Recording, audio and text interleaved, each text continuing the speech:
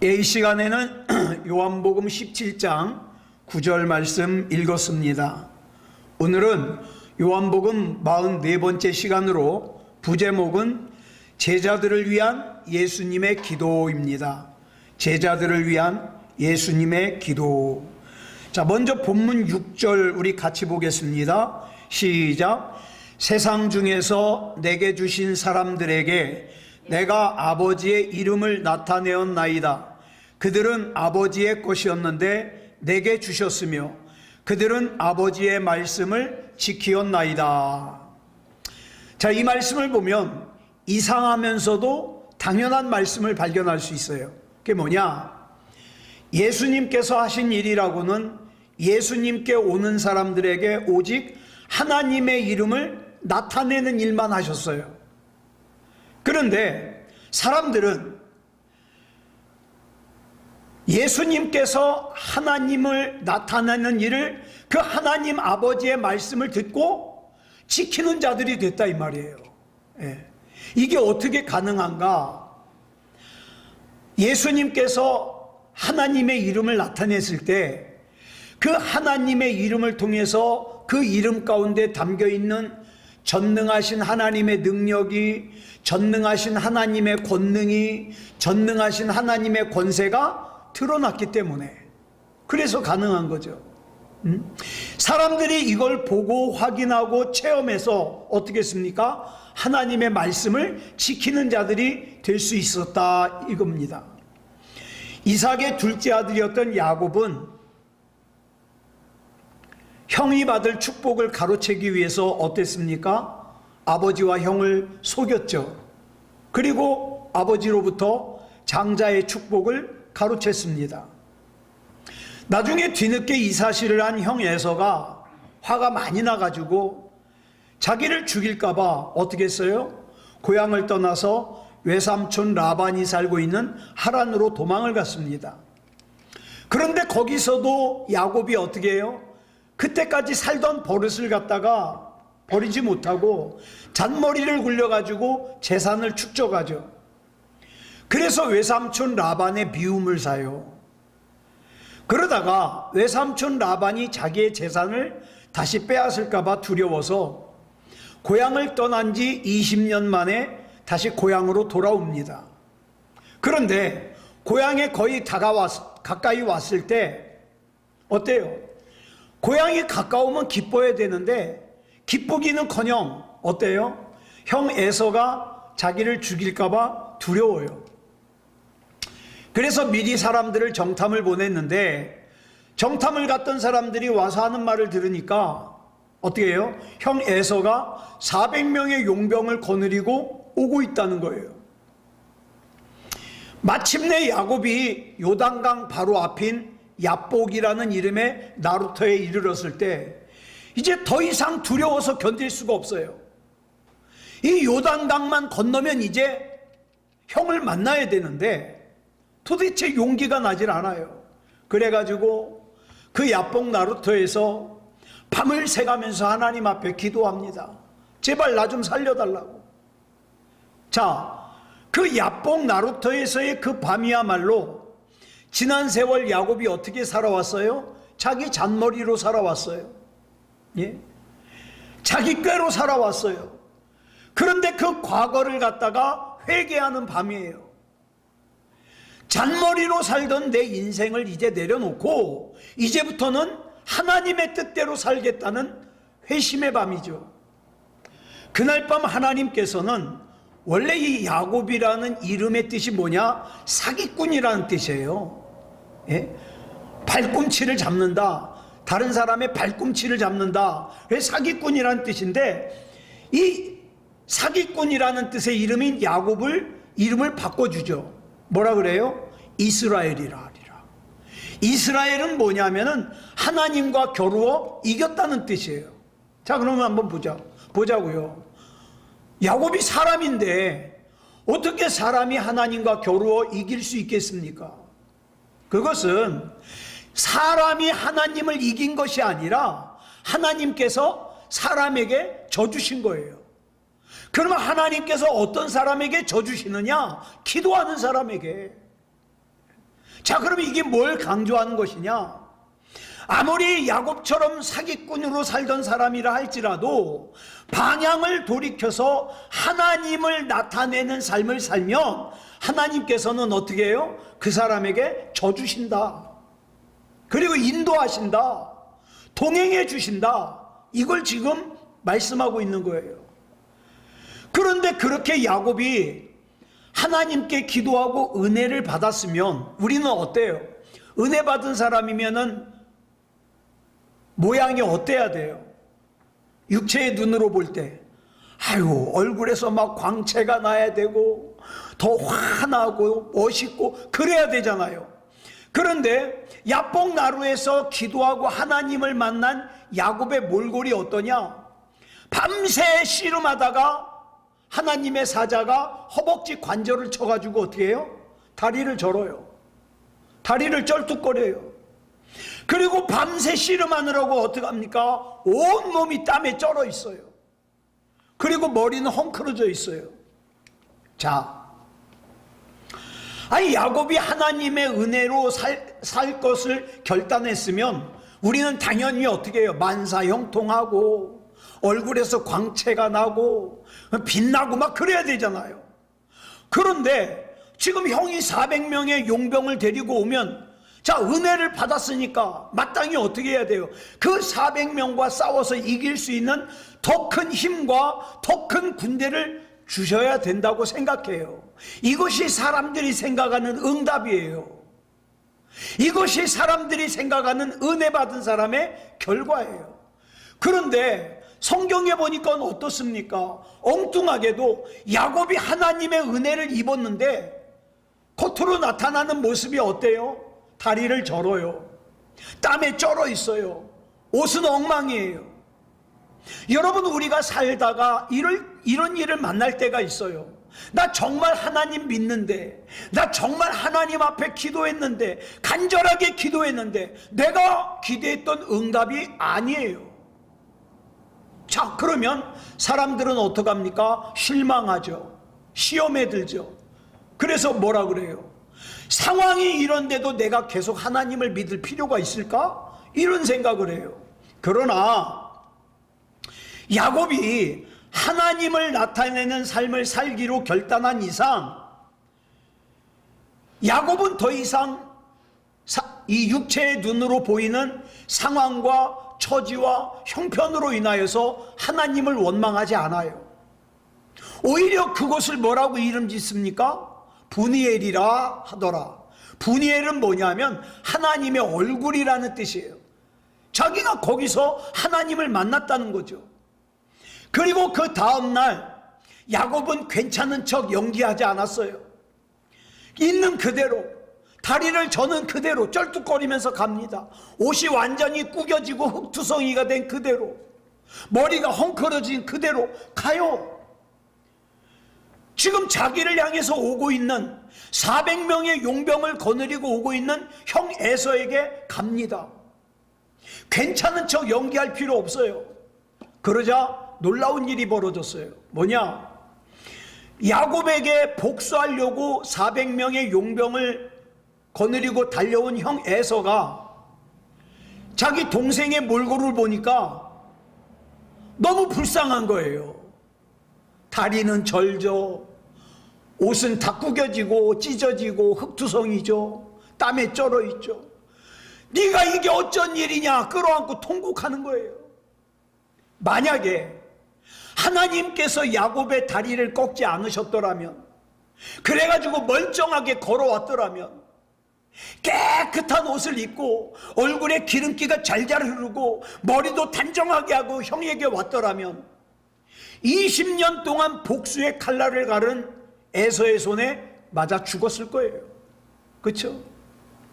그러나 에서의 눈앞에 나타난 야곱의 모습은 밤새 기도하느라고 어떻게 해요? 구겨졌어요. 흙투성이에요. 몸은 땀으로 쩔어 있어요. 다리는 절어요. 머리는 헝클어졌어요. 몰골이 이 말이 아닌 거예요. 20년 전에 고향을 떠난 동생은 멀쩡했는데 한쪽 다리를 절고 오는 거예요. 그 모습을 바라본 에서는 너무 불쌍한 거예요. 애처로운 거예요. 그래가지고 어떡합니까? 그냥 동생의 목을 끌어안고 우는 거죠. 그 순간 에서의 마음속에 지난 20년 동안 응어리졌던 분노, 미움, 원한은 눈 녹듯이 사라졌어요. 자, 우리가 생각하는 은혜의 모습이 있습니다. 우리가 기대하는 하나님의 응답의 모습이 있어요. 그런데 하나님의 은혜가, 하나님의 응답이 내가 기대한 것과 다르게 나타날 때가 있잖아요. 그렇지만 어떻습니까? 끝까지 하나님을 신뢰하고 바라봤을 때에 야곱을 죽이려고 용병을 400명이나 거느리고 온 형 에서가 그 400명의 용병이 뭐가 됐어요? 야곱의 길을 안내하는 경호원이 됐어요. 야곱이 자기 자신이 아닌 하나님을 드러냈을 때 하나님께서 구원하시는 파노라마가 펼쳐진 거예요. 그리고 그 후로 야곱은 예수 그리스도의 조상이 되는 영광을 얻게 되었습니다. 오늘 저와 여러분도 마찬가지예요. 만약 나 자신만을 드러내기 위해서, 나 자신만을 나타내기 위해서 산다면 집을 떠난 야곱처럼 하나님께서 주시는 평안을 경험하지 못해요. 예. 여러분, 지난 20년 동안 하란에서 살았던 야곱은요, 한시도 평안한 적이 없어요. 왜? 외삼촌에게 속죠. 사촌들이 미워하죠. 편안한 적이 없어요. 언제 비로소 평안을 느꼈습니까? 야복강가에서 기도하고 하나님을 만나고 난 후에 평안을 느꼈어요. 자, 저와 여러분은 살면서 나를 드러내고 나를 나타내기 위해서 사는 것이 아니라 하나님을 나타내기 위해서 산다면 지금 당장에는 잘 이해 못할 수 있어요. 아니, 내가 하나님 바라봤는데 왜 다리를 절어야 돼? 왜 내 옷이 다 구겨지고 찢어지고 흙이 묻어야 돼? 왜 땀으로 쩔어야 돼? 왜 머리가 헝클어져야 돼? 알 수 없을지 모르지만 결국에는 하나님의 뜻을 깨닫게 되는 거죠. 요셉도 마찬가지예요. 왜 내가 애굽에 끌려와가지고 11년 동안 종살이를 하고 2년 동안 억울한 누명을 쓰고 감옥살이를 하는지 몰랐어요. 그런데 20년 뒤에 그걸 깨달은 거예요. 아, 하나님께서 형들보다 나를 20년 일찍 보내신 이유가 구원하라고. 자, 그래서 우리는 하나님의 뜻을 의심하면 안 돼요. 이어지는 본문 8절을 보면 예수님께서 이렇게 말씀하십니다. 시작. 나는 아버지께서 내게 주신 말씀들을 그들에게 주었사오며. 여기서 말하는 그들이 누구냐? 앞에 본문 6절에서 예수님께서 그러셨거든요. 세상 중에서 내게 주신 사람들, 즉 하나님께서 예수님께 맡기신 하나님의 사람들을 말해요. 이 사람들에게 예수님이 뭐 했냐? 아버지께서 내게 주신 말씀을 그들에게 주었다, 이렇게 말씀하고 있어요. 즉 예수님께서는 하나님께서 자신에게 맡겨준 사람들에게 다른 거 준 거 아니에요. 예수님 개인의 생각을 말한 게 아니에요. 뭘 줬습니까? 하나님께서 예수님께 맡긴 사람들에게 영원한 생명의 지침, 영원한 진리의 지침, 영원한 구원의 지침, 영원한 소망의 지침, 영원한 기쁨의 지침, 영원한 승리의 지침인 하나님의 말씀을 전해줬다고요. 하나님의 말씀. 예? 이거보다 더 중요하고 이거보다 더 원하는 것이 없으니까. 그렇기 때문에 이걸 갖다가 전해주고 난 결과를 본문 8절에서 계속해서 이렇게 말씀하고 있어요. 시작. 그들은 이것을 받고 내가 아버지께로부터 나온 줄을 참으로 아우며 아버지께서 나를 보내신 줄도 믿었사옵나이다. 내가 나를 드러내지 않아도 내가 하나님께서 내게 주신 말씀을 그대로 전달하니까 사람들이 어떻게 해요? 내가 하나님께로부터 온 사람이라는 걸 인정하더라는 거죠. 예수님께서는 하나님의 말씀을 주었을 뿐이에요. 근데 사람들이 그 하나님의 말씀을 받고는 그 하나님의 말씀을 하시는 예수님이 하나님께로부터 온 하나님께서 보내신 분이라는 것을 믿었다 이 말이에요. 놀라운 거 아니에요? 우리는 우리 자신을 내가 자랑하고 내가 높일 필요 없어요. 나는 그저 하나님께서 내게 주신 말씀을 전하기만 하면 돼요. 그러면 어때요? 사람들은 나는 하나님의 사람이구나, 나는 예수쟁이구나, 다 안다 이 말이에요. 이처럼 놀라운 일이 어떻게 가능합니까? 주님께서는 내가 아버지께서 내게 주신 말씀들을 저희에게 주었다 고백하신 것으로 봐서, 자, 아버지께서 내게 주신 말씀을 주려면 먼저 어떻게 해야 돼요? 예수님이 먼저 하나님의 말씀을 받아들여야 되는 거예요. 나도 마찬가지예요. 내가 하나님의 말씀을 누군가에게 전해주려면 내가 먼저 하나님의 말씀을 받아야죠. 만약에 예수님께서 하나님의 말씀을 받은 후에 그 말씀이 예수님께 들어가서 소멸돼 버렸다, 그러면 이런 놀라운 결과가 안 나오죠.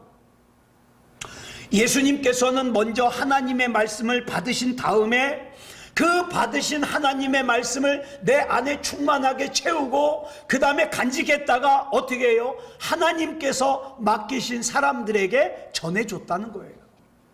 예. 동시에 그 말씀은 어떻게 해요? 그 말씀만 전했을 뿐만 아니라 그 말씀을 전하는 예수님께서 그 하나님의 말씀을 삶으로 드러내는 거예요. 삶으로. 말하자면 사람들은요, 예수님께로부터 하나님의 말씀을 귀로 들었어요. 그죠? 귀로 들었어요. 그뿐만 아니라 예수님의 삶을 통해서 눈으로 봤어요. 오늘날도 예수님을 진짜로 만난 사람들의 인생이 새롭게 변화되는 이유가 있어요. 그건 자기가 변하려고 해서 변하는 게 아니에요. 변해지는 거예요. 하나님의 말씀이 충만하게 채워지면 변해요. 말이 변할 수밖에 없어요. 표정이 변할 수밖에 없어요. 행동이 변할 수밖에 없어요. 그러면 그 사람은 어떻게 해요? 나에게 맡겨주신 하나님의 말씀을 날 사랑하는 사람들에게 전해주게 돼 있죠. 그래서 하나님께서 나에게 맡겨주신 사람들에게 우리가 줄 수 있는 것 중에 가장 귀한 게 뭐냐? 하나님의 말씀이라고 할 수 있습니다. 하나님께서 내게 맡겨주신 사람들이 인생을 바르게 살 수 있도록, 구원받을 만한 믿음을 가질 수 있도록, 생명책에 이름이 기록될 수 있도록 어떻게 해요? 하나님의 말씀을 내 입으로 얘기해서 듣게 만들어야 되고 내 삶으로 보여줘서 보게 만들어야 돼요. 중요한 것은 이 모든 것이 뭐로부터 시작돼요? 내가 먼저 하나님의 말씀을 받아들이는 것으로부터 시작된다는 거예요.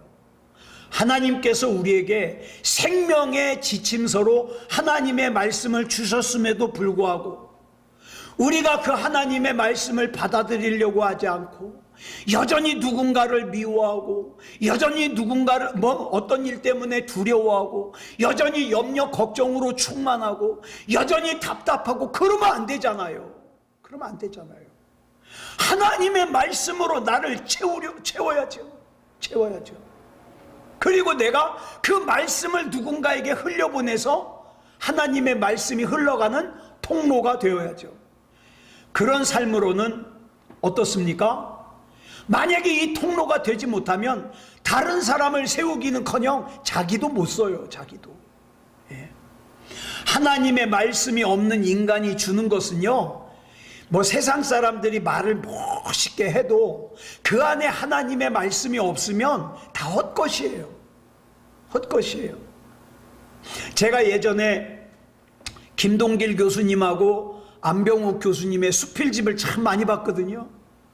참 글을 잘 써요. 너무 멋있어요. 근데 하나님이 들어가 있지 않은 글은요, 그 당시에만 멋있지 아무짝에 쓸모가 없어요. 그럼 뭐가 중요하냐? 하나님의 말씀이 담겨 있고 하나님의 뜻이 담겨 있고 하나님의 약속이 담겨 있는 말씀이 진짜다. 주님께서는 하나님께서 당신을 믿으시고 당신에게 맡겨주신 사랑하는 사람들에게 첫째로 어떻게 해요? 하나님의 말씀을 하나님의 이름을 나타내셨어요. 하나님의 이름을. 그 다음에 어떻게 했어요? 하나님께서 주신 말씀을 전했어요. 이거 우리도 마찬가지예요. 나를 통해서 나를 자랑하고 나를 드러내는 것이 아니라 누굴 드러내야 돼요? 하나님 드러내야 돼요. 그것 때문에 내가 자존심 상해도, 그것 때문에 내가 조금 손해를 봐도 나는 하나님의 이름 드러내야 돼요. 그리고 하나님의 말씀을 전해줘야 돼요. 그리고 오늘 본문에서 그들을 위해서 예수님께서 하나님께 기도를 드리는데, 자, 지금 다시 한번 이 상황을 생각해 보자고요. 예수님은 지금 죽음을 목전에 두고 있어요. 겟세마네 동산에서 마지막으로 기도하시는 거예요. 그러면 이제 곧 있으면 그 고통을 당하고 죽으셔야 되는데, 그러면 아유 하나님 아프지 않게 해주세요. 나 무섭지 않게 해주세요. 하나님 내가 이거 잘 이길 수 있게 해주세요. 이런 거 기도하게 해도 지금 바쁜데 뭘 기도하는 거예요? 하나님께서 예수님께 맡겨준 사람들을 위해서 기도하는 거예요. 본문 12절에 이렇게 기록하고 있어요. 시작. 나는 세상에 더 있지 아니하오나 그들은 세상에 있사옵고 나는 아버지께로 가옵나니 거룩하신 아버지여 내게 주신 아버지의 이름으로 그들을 보존하사 우리와 같이 그들도 하나가 되게 하옵소서. 예수님께서 당신에게 맡겨진 사람들을 위해서 기도하는데 그 기도의 내용이 뭐냐? 성부 하나님, 성자 하나님, 성령 하나님이 하나이듯이 예수님께 맡겨준 그 사람들도 하나가 되게 해달라는 거예요. 하나가 되는 게 얼마나 중요한 일이면 이 죽음을 눈앞에 둔 예수님께서 자기 자신을 위해서 기도하시는 게 아니라 제자들이 하나가 되게 해달라고 기도하시겠습니까? 그렇다면 여기서 말하는 하나가 된다는 게 무슨 뜻일까요? 마치 로봇을 찍어내가지고 로봇가 똑같이 행동하고 그 다음에 똑같이 생각하는 이런 게 하나 되는 걸까요? 아니요. 만약에 그런 것이 하나 되는 거라면 하나님께서 어떻게 해요? 붕어빵 찍어내듯이 똑같이 찍어내죠. 그런데 성경을 보니까 예수님의 제자들 보세요. 베드로는 어부예요. 마태는 세리예요. 시몬은 열심당이에요. 열심당은 뭐냐면 옛날 우리로 말하면 독립운동가예요. 독립운동. 예. 이처럼 그들이 하는 일이 다 달랐어요. 예수님께서 승천하신 후에 베드로는요 로마에서 선교하다가 순교당했어요. 도마는 인도에서 선교하다가 순교당했어요. 안드레는 그리스에서 선교하다가 순교당했어요. 다 달라요. 자, 우리 사복음이 서 있잖아요. 마태복음, 마가복음, 누가복음, 요한복음. 마태복음은 메시아이신 예수님을 중심으로 기록하고 있어요. 마가복음은 종이신 예수님을 중심으로 기록하고 있어요. 누가복음은 인간이신 예수님의 초점을 맞추고 기록하고 있어요. 요한복음은 하나님이신 예수님을 강조하고 있어요. 뿐만 아니라 사도 바울은요 갈라디아서라는 편지를 쓰면서 거기서 뭘 강조해요? 믿음을 강조해요. 그런데 사도 야고보는요 야고보서에서 뭘 강조합니까? 행함을 강조해요. 행함이 없으면 죽은 거다 이렇게 강조해요. 그러니까 이들의 생각, 이들의 목소리가 하나가 아니에요.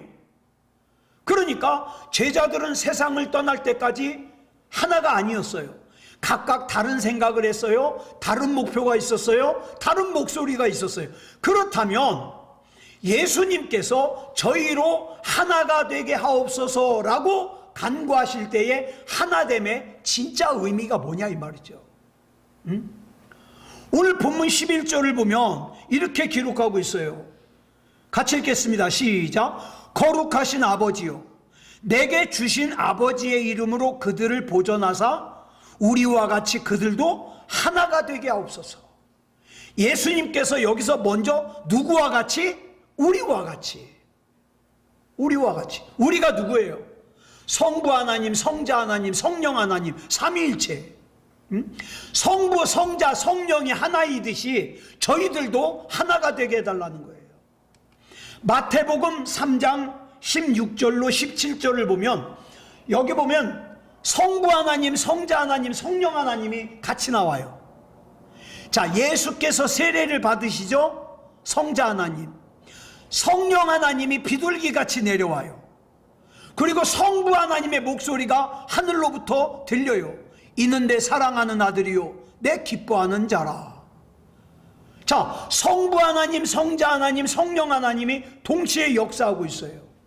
자, 인간의 육신을 입고 이 땅에 오신 예수님이 세례를 받으실 때 일어났던 일이에요.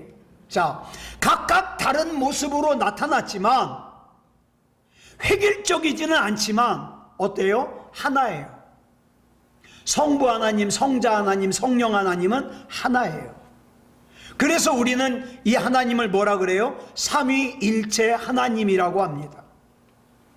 자, 그러면 그 다음에 제자들을 위해서 예수님께서 기도하는 두 번째 내용이 뭐냐?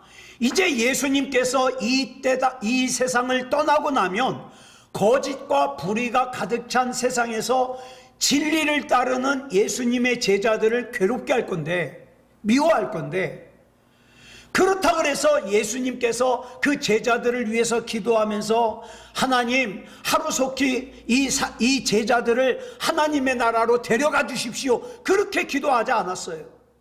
오히려 이 세상에서 살아있는 동안에 진리를 밝히는 등불이 될 수 있게끔 악에 빠지지 않도록 하나님 도와주시옵소서, 보호하여 주시옵소서. 말하자면 내가 처한 상황, 처지, 형편에 상관없이 진짜 그리스도인이 될 수 있도록 지켜달라는 기도예요. 저도 우리 새소망교회 성도들을 위해서 기도할 때 그렇게 기도해요. 우리 애를 위해서 기도할 때도 그래요. 육체의 편안함을 위해서 기도하는 게 아니라, 하나님, 이 죄악이 가득한 세상 가운데 믿음다운 믿음으로 살 수 있도록 하나님께서 지켜주시옵소서, 보호해 주시옵소서. 예수님께서는 본문 17절에서 이렇게 기도하시잖아요. 시작. 그들을 진리로 거룩하게 하옵소서. 아버지의 말씀은 진리니이다. 그러니까 하나님의 말씀으로 거룩하게 살게 해달라는 거예요. 예? 악에 빠지지 않도록 보호해달라는 거예요. 만약에 정신없이 악에 빠지면 하나님 좀 힘들게 해서라도 진리로 돌아올 수 있도록, 하나님의 말씀으로 돌아올 수 있도록, 구원받을 만한 믿음으로 돌아올 수 있도록 하나님께서 지켜달라는 거예요. 하나님께서 왜 우리에게 하나님의 말씀을 주셨습니까? 우리로 하여금 그냥 하나님의 말씀을 암송만 하라고 주신 게 아니에요. 그 하나님의 말씀으로 우리 자신을 거룩하게 지키라고. 왜 하나님의 말씀이신 예수 그리스도께서 친히 사람의 몸을 입고 이 땅에 오셨습니까? 이 땅 구경하고 가려고요? 아니요. 소돔과 고모라 같이 악한 죄악에서 우리를 건져내서 생명의 길로 가게 해주시려고. 예. 여러분, 소돔과 고모라가 심판받은 때가 지금으로부터 약 4,000년 전이거든요. 저와 여러분이 살고 있는 이 세상이 소돔과 고모라처럼 되지 않기를 원한다면, 또 저와 여러분의 자녀들이 앞으로 살아가야 될 세상이 2600년 전에 예루살렘같이 멸망하지 않기를 바란다면, 이 나라 이 민족이 공산화되지 않고 이 나라 이 민족이 악한 세력에게 휘둘리지 않는 그런 나라가 되길 원한다면 우리는 기도해야 됩니다. 네. 그래서 또 우리 교회도 그래요. 우리 새소망 교회가 여러분 예레미야 7장 4절에 보니까 하나님께서 예레미야 선지자를 통해서 이렇게 말씀하셔요. 시작. 너희는 이것이 여호와의 성전이라, 여호와의 성전이라, 여호와의 성전이라 하는 거짓말을 믿지 말라, 이렇게 말씀하셔요. 사람들은 예루살렘 성전이 성전이라고 막 거룩하게 하는데 그거 이미 성전 아니다 이 말이에요. 죄악이 가득해서 성전이 아니다. 그래서 어떡합니까? 그건 무너지잖아요. 이스라엘이 멸망하면서. 그래서 우리는 두 가지 사실을 가슴속에 새겨야 돼요. 첫째, 하나님을 경외하는 사람답게, 예수 그리스도를 구주로 믿는 사람답게 하나님의 말씀으로 보존되는, 하나님의 말씀으로 내 믿음을 보존되게 해 주시옵소서. 네, 이렇게 기도해야 돼요. 시편 119편 105절을 보니까 이렇게 말씀하고 있어요. 시작. 주의 말씀은 내 발의 등이요 내 길의 빛이니이다. 하나님의 말씀을 의지해서 내가 그 다음 발을 어디로 내디뎌야 될지, 어느 길로 가야 될지 그걸 알 수 있다 이 말이에요. 바꿔 말하면 하나님의 말씀을 의지하지 않고는 이 온 세상이 온통 흑암이기 때문에 내 인생의 방향을 바로잡을 수가 없다. 하나님의 말씀을 무시하는 사람이 어떻게 육체의 정욕과 욕망을 절제를 할 수 있겠어요? 예? 하나님의 말씀을 무시하는 사람이 어떻게 세상의 쾌락을 갖다가 거절할 수 있겠어요? 하나님의 말씀으로 무장돼야만 이것을 할 수 있다 이 말입니다. 하나님의 말씀을 듣고 하나님의 말씀을 따르고 하나님의 말씀을 의지하지 않고는 절대 믿음다운 믿음의 삶을 살 수 없어요. 그래서 성경은 이 하나님의 말씀을 우리 심령에 새기라 그러는 거예요. 심령에. 그래서 저와 여러분은 우리 심령에 하나님의 말씀을 새기는데 시간이 필요해요. 노력이 필요해요. 그 다음 두 번째로는 뭘 기억해야 되냐? 나 자신만 거룩하게 보존되는 것이 아니라 하나님께서 내게 맡겨주신 사랑하는 사람도 보존될 수 있도록 우리가 역할을 해야 돼요. 우리가 진정 죽음 직전까지 제자들이 악에 빠지지 않도록 보존해달라고 기도하셨던 그 예수님, 그 예수님을 진짜로 믿는 진짜 그리스도인이라면 내 사랑하는 부모님이, 내 사랑하는 형제가, 내 사랑하는 자녀가, 내 사랑하는 사람들이 세상의 악에 빠지지 않도록 보존해달라고 당연히 기도해야죠. 당연히 구원받을 수 있게 해달라고. 그래서 저와 여러분이 그 사명감을 가지고 살 수 있는 그런 저와 여러분이 되기를, 그것을 위해서 이 밤에 하나님 앞에 기도하는 그런 저와 여러분이 되기를 그리스도 예수님의 이름으로 축복합니다. 기도하겠습니다. 사랑하는 주님, 감사합니다. 이 시간에 겟세마네 동산에서 예수님께서 제자들을 하나님 앞에 보존해 달라고 기도하는 내용을 살폈습니다. 하나님, 우리도 하나님의 이름 드러내게 하시고 하나님의 말씀으로 충만하게 하시고 내 사랑하는 사람들에게 하나님의 말씀을 흘려보낼 수 있게 해 주시옵소서. 악한 마귀는 틈만 나면 마치 세상이 전부인 것처럼 걱정스럽게 만들고 두렵게 만들고 염려하게 만들고 답답하게 만들려고 합니다. 그러나 하나님께서 나에게 이미 주신 하나님의 말씀으로 다 물리쳐 이기게 하시고 그 보존되는 것을 나만 누리는 것이 아니라 내 사랑하는 사람들에게도 흘려보내 같이 구원받을 만한 믿음으로, 생명책의 이름이 반드시 기록되는 믿음으로, 하나님께서 인정하시는 믿음으로 살 수 있게 하여 주시옵소서. 우리 주님 붙잡아 주실 줄 믿사오며 그리스도 예수님의 이름으로 감사하며 기도드려 싸움나이다. 아멘.